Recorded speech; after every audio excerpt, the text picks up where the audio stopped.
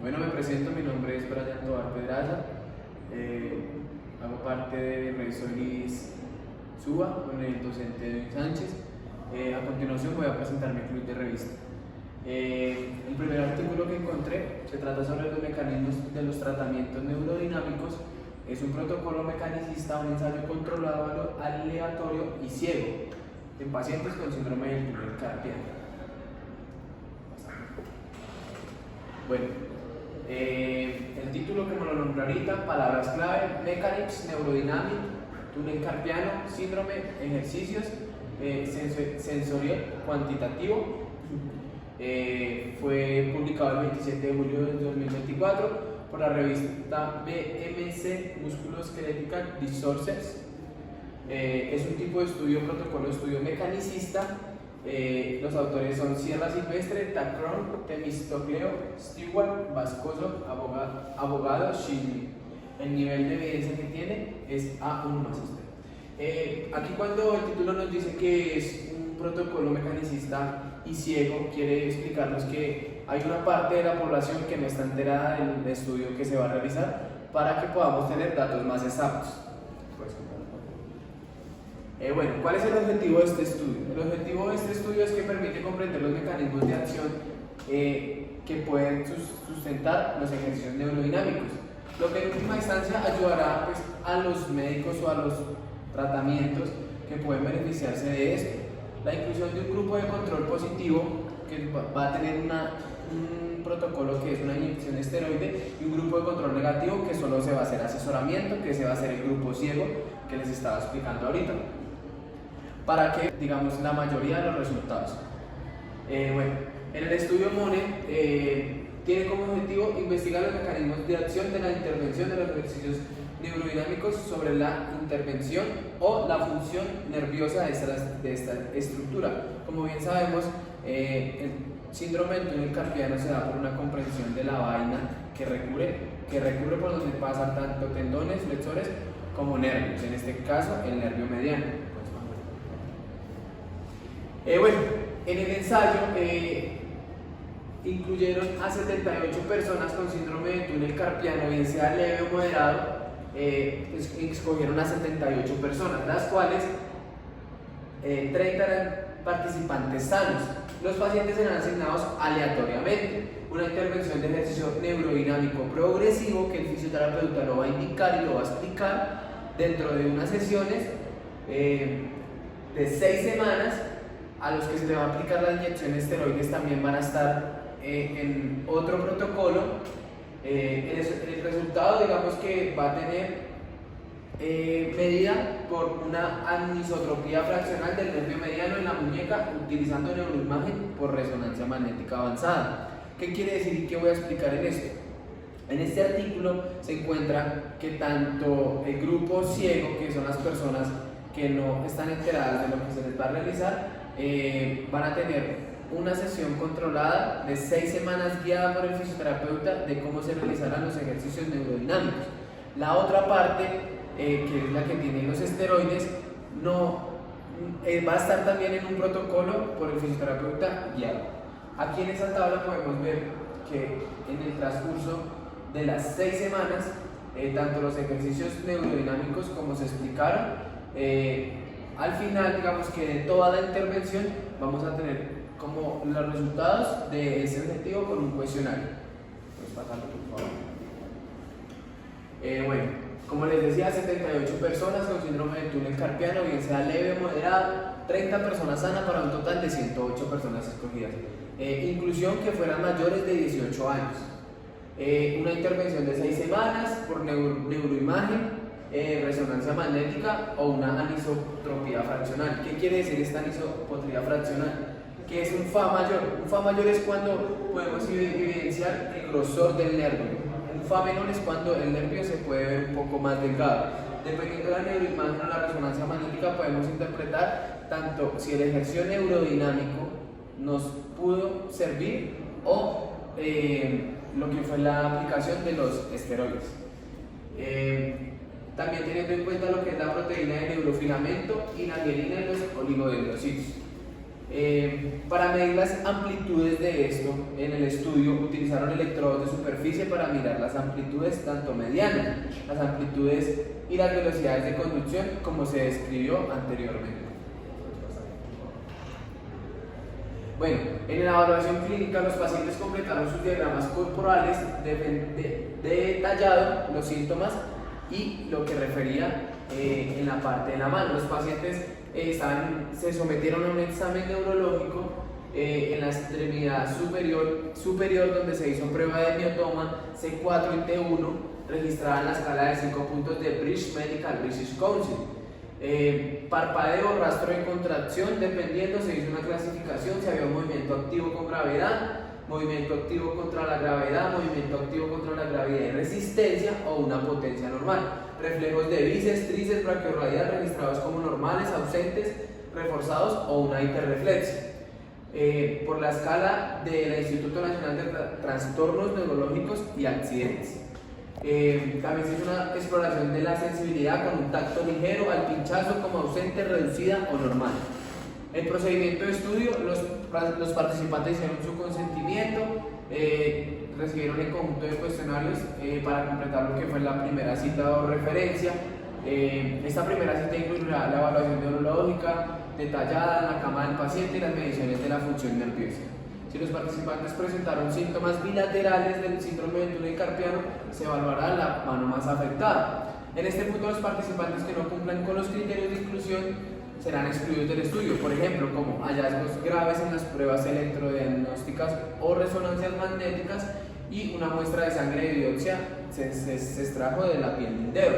Se invitará a los participantes de una cita o una segunda referencia para una resonancia magnética de la muñeca. Después de esta exploración, los pacientes recibirán la intervención de 6 meses y se invitará a los pacientes a una cita de seguimiento para revisar esas mismas evaluaciones y cómo los estiramientos neurodinámicos, que es el enfoque, pudieron dar como resultado este tipo de pruebas. ¿No? ¿Puedes pasar, por favor? Bueno, aquí en esta imagen, puedes acercarme. Aquí en esta imagen podemos ver los tipos de ejercicios neurodinámicos. Se hicieron ejercicios neurodinámicos con patrón quebrado o palanca corta, donde el miembro que está afectado es el que hace el ejercicio neurodinámico, es el programa de ejercicio de deslizamiento, porque al realizar los ejercicios neurodinámicos podemos ver que hay un deslizamiento tanto del nervio como de todos los tendones. Siguiendo este protocolo con las personas, podemos entender que la intervención activa es una movilización neurodinámica progresiva adaptada a nuestro protocolo. Los pacientes asistieron a una sola sesión, fueron 30 minutos con un investigador que les indicó el programa, los ejercicios que ellos iban a hacer y también cómo podían hacerlo en casa. Para que esto fuera viable y guiado, se les pidió cómo los hicieron en casa. Bueno, se pide a los pacientes 10 repeticiones de cada ejercicio 6 veces al día durante 6 semanas, lo que demora el protocolo. Digamos que los ejercicios, o entre paréntesis, estos ejercicios neurodinámicos, lo que hace es, digamos, no llevar el síndrome del túnel carpiano a un tratamiento diferente o a una intervención diferente. Siguiendo el programa y el protocolo, podemos encontrar que la variable no es tan grande a la hora de generar el ejercicio neurodinámico, el deslizamiento o el estiramiento del nervio mediano. Eso se va a ver más adelante en lo que fue la resonancia magnética. ¿Puedes pasarlo, por favor? Bueno, para saber o interpretar lo del nervio mediano se utilizaron pruebas sensoriales cuantitativas estandarizadas, como dolor neuropático para evaluar la función somatosensorial del territorio del nervio mediano. Se exploraron los umbrales térmicos con serie de 3 repeticiones para calcular la temperatura promedio que en ese momento sentía. Para los umbrales de frío y calor, si era caliente y frío, también 5 repeticiones utilizando termómetro. Durante la prueba, las calificaciones de dolor se registraron durante la escala de calificación NRS de 11 puntos desde 0, que representa la ausencia de dolor, hasta 10, el peor dolor imaginable, y los promedios se utilizaron por los análisis. Los umbrales de tensión mecánica se evaluaron utilizando 5 series de monofilamentos de bond frame ascendentes y descendentes, con una medida genométrica calculada. El dolor mecánico se exploró con un conjunto de pinchazos ponderados. La sensibilidad al dolor mecánico se examinó con una escala de NRS de 0 a 100 utilizando un protocolo abreviado de 2 conjuntos de 7 estimulaciones aleatorias con pinchazos. ¿Puedes cambiar?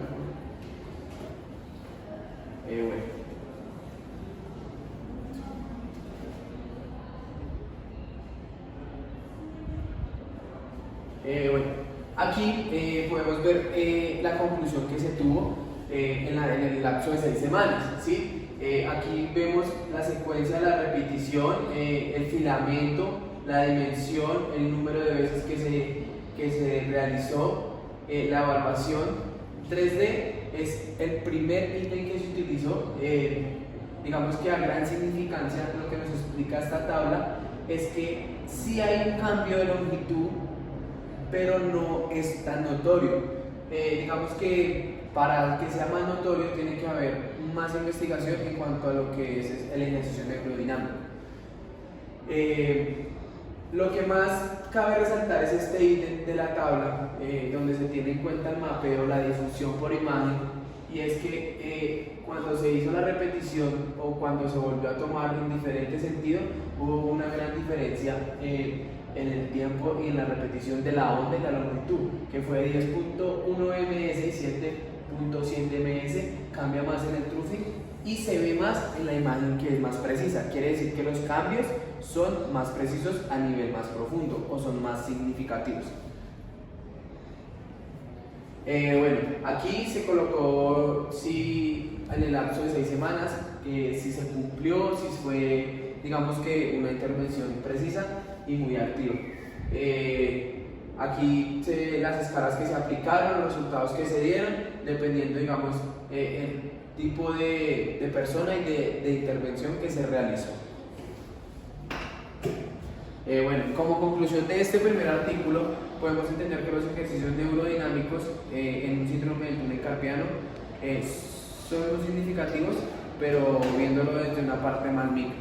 Si queremos de pronto generar un impacto mayor, puede que se vea, pero se vea en un tiempo prolongado y con una intervención más atenuante o más alargada. Voy a explicar el segundo artículo. Bueno, en este segundo artículo se llama efectos de la extensión de la muñeca en las excursiones del nervio mediano y tendón flexor en pacientes con síndrome del túnel carpiano. Es un estudio de caso y de control.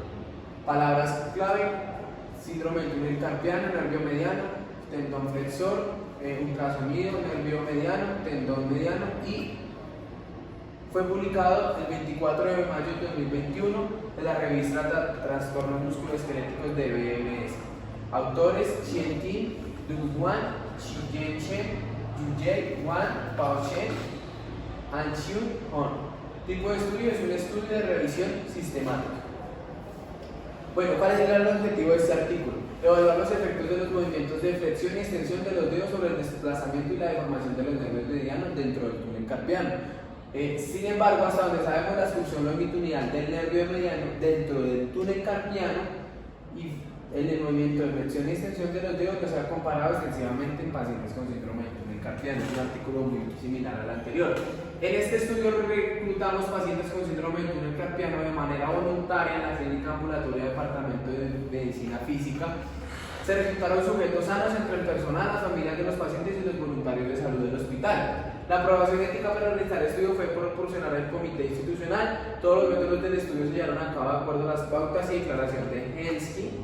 Los criterios de inclusión para el grupo de pacientes incluyeron la presencia de síntomas subjetivos, ejemplo, dolor, entumecimiento dentro de la distribución de lo que es el nervio mediano. Se hizo signo de Fanel, signo de Tinel positivo junto con evidencia electrofisiológica de síndrome del túnel carpiano. Excluimos a pacientes voluntarios sanos, menores de 18, mayores de 65 con trastornos médicos como diabetes, hipotiroidismo, insuficiencia renal o enfermedad autoinmune, y mujeres embarazadas y personas que hayan tenido previamente un traumatismo o una cirugía en la muñeca, que esto va a hacer que genere un cambio.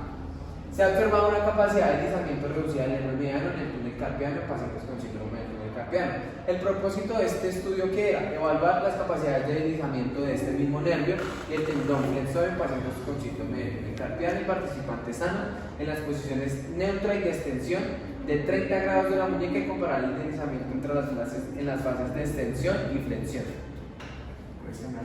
Listo. El examen físico y el estudio de conducción nerviosa, digamos que cada sujeto se sometió al cuestionario de Boston, se sometió a exámenes físicos, incluyendo, como les decía, las pruebas de Stinel y Fallen, potencia de pinzas y pruebas tensionales al monofilamento. El cuestionario de Boston incluye una escala de gravedad de los síntomas y una escala de estado funcional. Las puntuaciones para cada escala varían siempre entre 1 y 5. Las puntuaciones más altas indican mayor discapacidad. Para evaluar el signo de Tinel, el examinador golpeó el nervio mediano a lo largo por donde transcurre el túnel carpiano.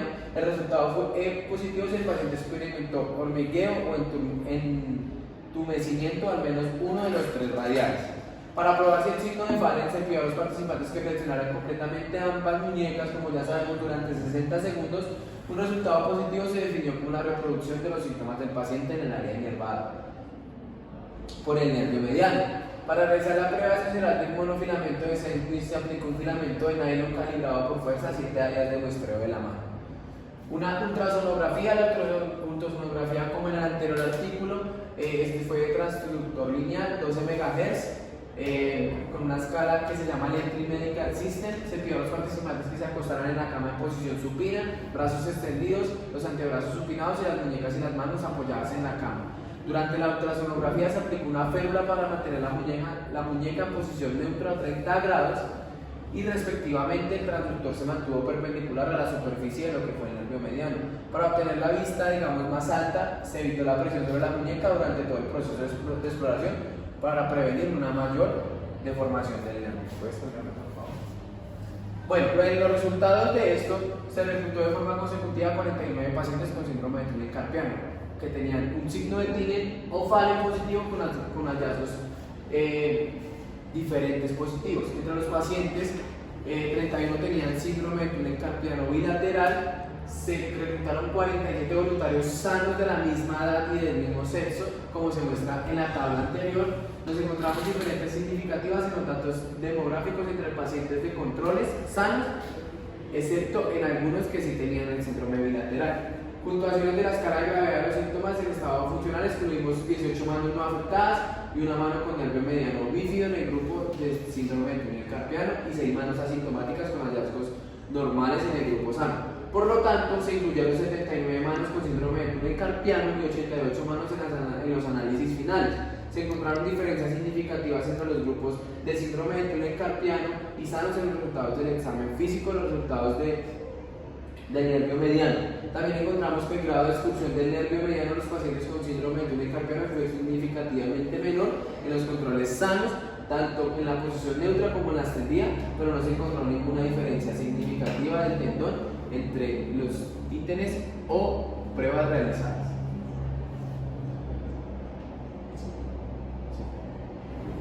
Bueno, ¿qué relación tienen estos dos artículos? Como podemos ver, estos dos artículos se relacionan mucho a lo que es el ejercicio o el movimiento neurodinámico de lo que podemos llamar síndrome del túnel carpiano. Como podemos ver, el síndrome del túnel carpiano es una enfermedad muy frecuente, donde siempre se trata, digamos, tratarse desde la rehabilitación. La relación de estos dos artículos y así la edad, digamos que el hallazgo no haya sido mayor, pero podemos encontrar una diferencia, si sea mínima, de que sí nos puede aportar los estiramientos tanto neurodinámicos como estiramientos normales a cambios significativos. Sí, digamos que es un síndrome manejable. La combinación de ajustes ergonómicos en el estilo de vida y terapia puede mitigar significativamente. Puede mejorar los síntomas y mejorar la calidad de vida de los afectados. Esta conclusión integra los puntos clave de ambos artículos, ofreciendo una visión comprensiva del síndrome de túnel carpiano desde la perspectiva del tratamiento y la prevención. Importante eso: tratamiento y prevención. Bueno, como conclusión, el estudio explorará en detalle los mecanismos de los ejercicios neurodinámicos, observando su efecto potencial sobre la integridad, microestructura del nervio, como yo les decía, la función nerviosa y los marcadores inflamatorios utilizados o dados como síntomas de esta patología. Los pacientes pueden tener más probabilidad de beneficiarse con este tratamiento, y un primer paso importante es la progresión hacia la fisioterapia de precisión. La bibliografía y nada, eso sería todo. Muchas gracias.